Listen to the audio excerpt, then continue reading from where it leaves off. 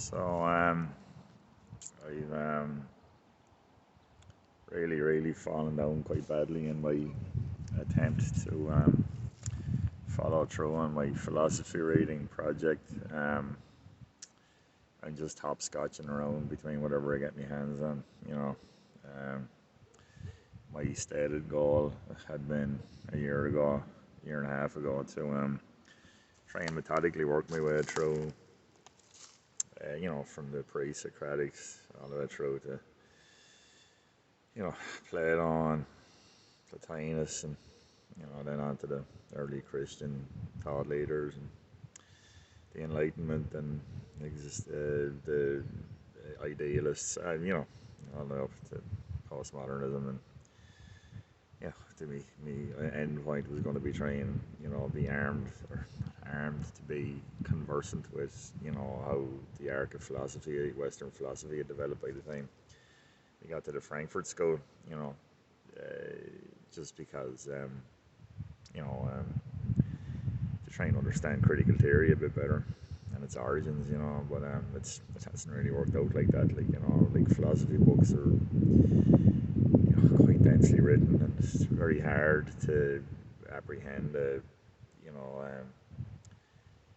points, the thought being pursued, and are you understanding it correctly?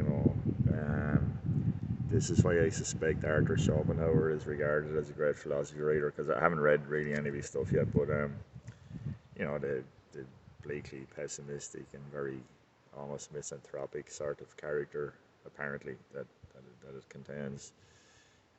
It's very clearly written and easy to understand.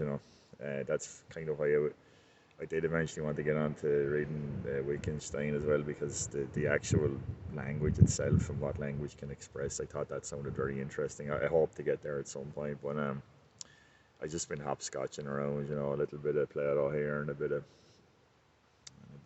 Marcus Aurelius there, and the Lou Bega of philosophy reading here. But I have Adorno's the Jargon of Authenticity. It's a short enough tome on I'm thinking that it's the basic point of it was to see how people could be misled by rhetoric. I think the context for this was trying to examine how things like Stalinism and fascism could have come about and grown. But it's so densely written, and the language is so. The sentences are tortuously long, it's almost like deliberately, difficult to understand. I can't see why your point can't be more clearly expressed. But anyway, I'll persist. But I can't see myself reading too much more of the Frankfurt School after this. The only one I really wanted to read was Mark Hughes' One-Dimensional Man, which I will read. But as an introduction to that type of writing, it's certainly, I'm under no illusion that it's going to be a difficult read.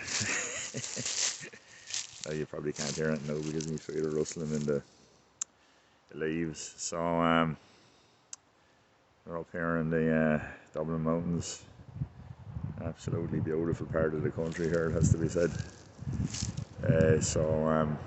We'll wrap this one up, and I'll just try and redouble my efforts to do a bit more reading and report back from the front line, with my undoubtedly scintillating takes on critical theory, philosophy's underpinnings. So thanks for listening.